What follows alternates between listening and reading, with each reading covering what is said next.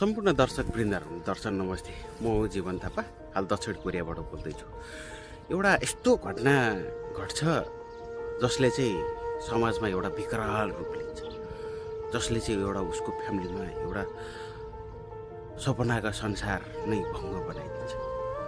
हो, यो विषयलाई लिएर आज म खण्डन विखण्डन गर्न गइरहेको छु। ध्यान दिएर सुन्नु होला, ध्यान दिएर बुझ्नु होला, ताकि यो मैले बोलेको शब्दले कतै तपाईँको जिन्दगीमा पनि साथ दिन्छ कि। दुःखलाई चाहिँ मान्छेले चाहिँ आत्तिएर चाहिँ हरेक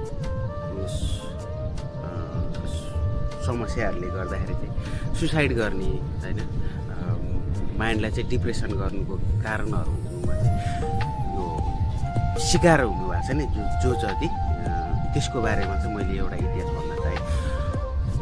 जो एउटा सफलता पाएर चाहिँ लेखिएको एउटा किताब, विश्वचर्चित व्यक्तिहरूको किताबमा एउटा कुरा चाहिँ के कमन पाइन्छ भने दुःख चाहिँ कमन रूपमा पाइन्छ कि दुःख नगरी चाहिँ अगाडि बढ्न नसकिने रहेछ भन्ने कुरा चाहिँ सबै व्यक्तिहरूको इतिहासमा पाइन्छ। त्यसले गर्दा दुःखलाई चाहिँ कुन रूपमा लिन पर्यो भने तपाईँले गरेको गल्ती, तपाईँले गरेको दुःख एउटा तपाईँको सफलताको एउटा सिडी हो। तपाईँले आज गरेको एउटा गल्तीले तपाईँको त्यो एउटा प्रायश्चित र अगाडि बढ्ने एउटा मौका हो। तपाईँ फेरि त्यसैलाई चाहिँ कमजोरी बनाउनु भयो, त्यही विषयलाई लिएर चाहिँ तपाईँ अगाडि बढ्न सक्नु भएन। तपाईँलाई त्यहीँनिर चाहिँ अड्काइदियो कि ममा केही पनि छैन, मैले केही पनि गर्न सक्दिनँ। अब तपाईँको नेगेटिभ मात्रै सोच गयो भने तपाईँले केही पनि गर्न सक्नुहुन्न। अब त्यहाँबाट सुरु हुन्छ तपाईँको ब्याक टोटल्ली नेगेटिभ सोचहरू। त्यहाँबाट तपाईँले के गर्नुहुन्छ के गर्नुहुन्न थाहा हुन्छ।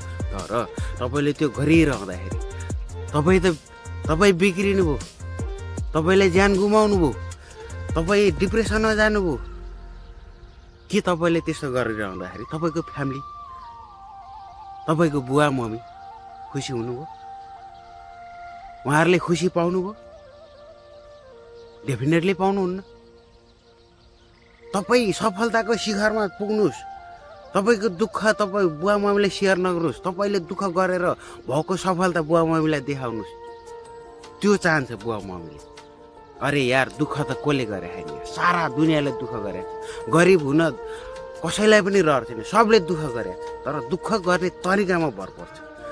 दुःख गरेर सोच्ने कि मैले दुःख गरेको के को लागि, म जानुपर्ने बाटो कहाँ, म हिँडिरहेको छु कता, यो कुरा चाहिँ क्लियर हुन जरुरी छ। कोरियामा आउनुको अर्थ पैसा कमाएर साधारण सोचाइ मात्रै नगर्नुहोस्, तपाईँले एउटा वाइडली फराकिलो दिमाग भएर सोच्नु।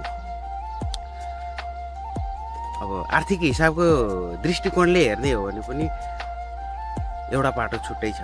हो, अब समस्या परिवार चलाउन पनि पैसा चाहिन्छ। यसको मतलब यो होइन कि नेपालमा बस्नेले पनि खानै पाएर नै चलिसक्यो भन्ने होइन। चलिरह त, चलाइरहेछ मान्छेले, जसरी चलाए पनि चल्छ क्या जिन्दगी।